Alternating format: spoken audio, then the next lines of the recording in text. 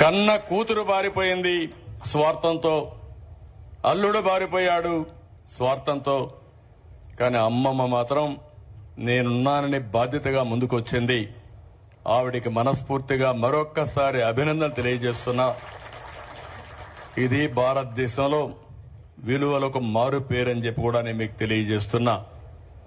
ఇప్పుడు నేను అది ఆలోచించిన తర్వాత వాళ్ళిద్దరికీ ఏ విధంగా చేయాలనో ఆలోచించాను. ఆవిడికి ఇల్లు కూడా లేదు. ఇమ్మీడియట్ గా నేను ఎక్కడైతే హెలికాప్టర్ దిగానో అక్కడ ఇంటి జాగా ఇచ్చి 1 సంవత్సరం లోపల ఇల్లు కట్టిస్తున్నాను. ఒక 2 ఆవులు పట్టించి నెలకు ఒక 15 రూపాయల ఆదాయం వచ్చేట్టుగా ఆవిడికి నేను సహాయం చేస్తున్నాను. ఇంకొక పక్క ఇద్దరి పిల్లలకి ఒక్కొక్కరికి 2 లక్షల రూపాయలు ఫిక్స్డ్ డిపాజిట్ వేసి వాళ్ళని చదివించి ప్రయోజకులు చేయాలని, ఉచితంగా చదివించాలని ఒక కార్యక్రమం పెట్టుకున్నాం. తండ్రి తల్లి బాధ్యత లేకుండా పోయారు. బాధ్యత కలిగిన వాళ్ళ కుటుంబానికి పెద్దగా నేను ఈ బాధ్యత తీసుకుంటున్నానని చెప్పి కూడా నేను మీకు తెలియజేస్తున్నా. ఇద్దరికి కూడా నెలకు 4,000 రూపాయలు ఒక 6 నెలలు ఇస్తాం. అది కూడా ఉపయోగపడుతుంది. ఉచితంగా చదివిస్తాం.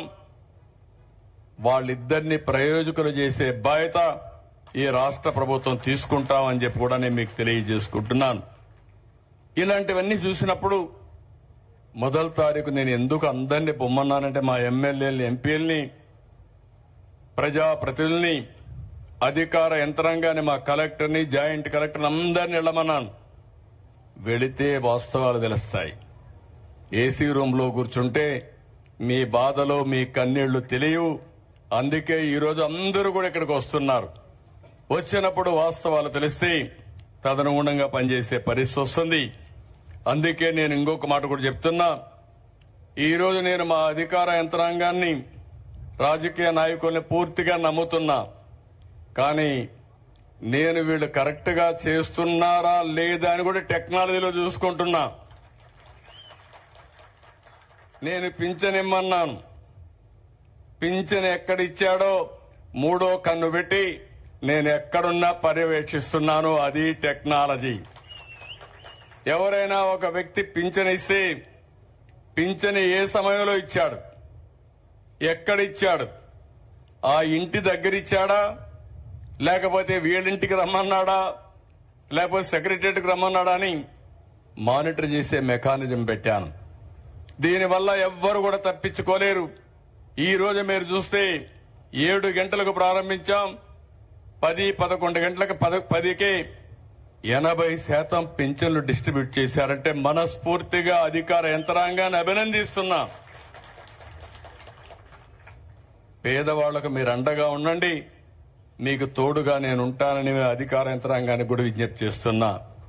నాకు కావాల్సింది ఒకటే, ఈ పేదవాళ్ల జీవితాల్లో వెలుగు రావాలి.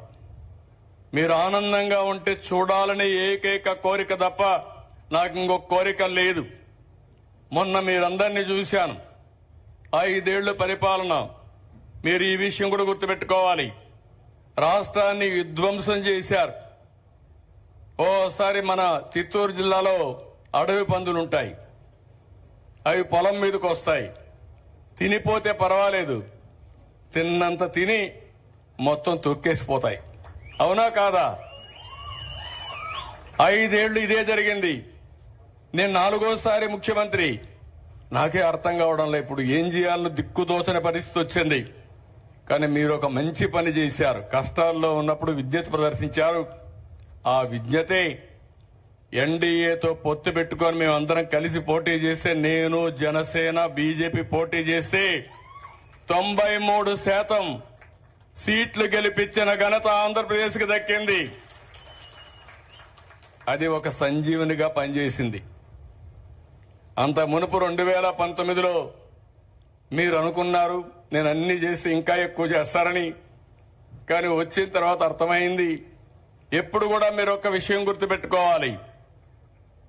ఏ నాయకుడికైనా బాధ్యత ఉండాలి. ఈ రోజు ఉంది, రేపుంది, ఎల్లుండుంది. ఒక ఇంట్లో మీ ఊర్లో ఒక కుటుంబ పెద్ద ఉంటాడు. ₹1,00,000 ఆదాయం వస్తుంది, 3 లక్షలు ఖర్చు పెడతాడు. ఆయన ₹1,00,000 తాగేస్తాడు, ఇంట్లో వాళ్ళకి తలా కొద్ది పంచేస్తాడు ఎవరు అడగకుండా. 2-3 ఏళ్ల తర్వాత ఏమవుతుందంటాను, అప్పుల వాళ్ళు ఇంటికి వచ్చి జప్తు చేసే పరిస్థితి వస్తుంది, బజార్లో పడే పరిస్థితి వస్తుంది. అదే జరిగింది. ఈ రోజు నేను అప్పటికితే అప్పు ఇవ్వమనే పరిస్థితికి వచ్చారు. మీరు ఎక్కువ అప్పు చేశారు, మీకు తిరిగి కట్టే పరిస్థితి లేదని నిర్మోహమాటంగా చెప్తే, కాదు నాకు కూడా ఒక వ్యక్తిత్వం ఉంది, గతంలో చేశా, మళ్లీ దీన్ని గట్టెక్కిస్తానని సవాల్ చేసి చెప్పి 9 నెలల్లోనే ఒక్కొక్క అడుగు వేసుకుంటూ ముందుకు వచ్చాను. మీరు చూడండి, మొదటి నెల నేను పింఛన్లు ఇస్తానని చెప్పాను. ఇప్పుడు 9వ నెల నేను అడుగుతున్నా మిమ్మల్ని అందరినీ, ఇప్పటి వరకు మీకు ఎవ్వరికైనా ఇబ్బంది వచ్చిందా అని అడుగుతున్నా. మొదటి తారీఖు ఇచ్చానా లేదా అని మిమ్మల్ని అడుగుతున్నా. ఇచ్చారంటే చేతుల పైకెత్తండి. అంటే నేను చెప్పిన మాట నిలబెట్టుకోవడానికి ప్రతి గంట పనిచేస్తున్నా, ప్రతిరోజు పనిచేస్తున్నా, నెలలు లెక్క పెట్టుకుంటున్నా. నేను పరిగెత్తున్నా, మా అధికార యంత్రాంగాన్ని పరిగెత్తిస్తున్నా, ప్రజాప్రతినిధులు కూడా చైతన్యవంతులు చేసి ఈ కార్యక్రమంలో భాగస్వాములు చేస్తున్నాం. అందుకే ఈరోజు మీ అందరూ గుర్తుపెట్టుకోవాల్సింది, ఈ పింఛన్లతోనే నేను ఆపడం లేదు. ప్రతి ఒక్క వ్యక్తికి కూడా ఆర్థిక స్వావలంబన రావాలి. పేదవాడు జీవితంలో పేదవాడుగా ఉండడానికి వీలు లేదు. మీలో కూడా చైతన్యం తీసుకొచ్చి చేయూతనిచ్చి మిమ్మల్ని కూడా ₹10 సంపాదించుకొచ్చాలనేది నా ఆలోచన. అది చేస్తానని మరొక్కసారి మీ అందరికీ హామీ ఇస్తున్నా. ఈ రోజు అందరినీ చూశాను, మీ ఊర్లో అందరికీ సెల్ ఫోన్లు ఉన్నాయి, స్మార్ట్ ఫోన్లు ఉన్నాయి. ఒకప్పుడు 25 ఏళ్ళు 30 ఏళ్లకు మునుపు నేను సెల్ ఫోన్ మాట్లాడితే అందరూ నెగతాళి చేశారు. ఇప్పుడు ఆ సెల్ ఫోన్ లేకపోతే మామూలు పిల్లలు కూడా సెల్ ఫోన్తోనే పుట్టే పరిస్థితికి వచ్చారు. పుట్టంగానే సెల్ ఫోన్ ఇస్తేనే ఏడు పాపేసే పరిస్థితికి వచ్చారు. అలాంటి పరిస్థితుల్లో మనం ఉన్నాం. నిన్ననే మీరు బడ్జెట్ చూశారు, ఈరోజు పేపర్లు అన్నిట్లో వచ్చాయి. మీరు ఒకసారి ఈ బడ్జెట్ చూస్తే ఇది తొలిసారి ఫుల్ బడ్జెట్ పెట్టాం. నేను ఎన్నికల ముందు మీ అందరికి ఒకే మాట చెప్పాను, సంక్షేమ కార్యక్రమాలు పేదవాళ్ళకి ఇవ్వాలి. అందుకే సూపర్ 6 ఇస్తాను. ఎన్నికల మేనిఫెస్టోలో ఏం చేస్తానో చెప్పాను. కానీ ఈ రోజు చూస్తే నేను ఆ రోజు చెప్పిన దానికంటే ఇంకా లోతైన గోతులు ఉన్నాయి. రాష్ట్రం అంతా ఎక్కడ చూసినా నాకే దిక్కు తెలియడం లేదు. ఒక అఘాతం ఉంది. ఈ రోజు కేంద్రాన్ని కూడా ఎప్పటికప్పుడు అడిగి ఇవన్నీ కూడా మీరు చూస్తే మనం ముందుకు పోయే పరిస్థితికి వచ్చాం. నేను ఎప్పుడూ ఒకదానికి కట్టుబడి ఉన్నాను. సంక్షేమ కార్యక్రమాలకు ఏమాత్రం కొరత లేకుండా పేదవాళ్ళని ఆదుకుంటాను. అదే మాదిరిగా అభివృద్ధిని పరిగెత్తిస్తాను.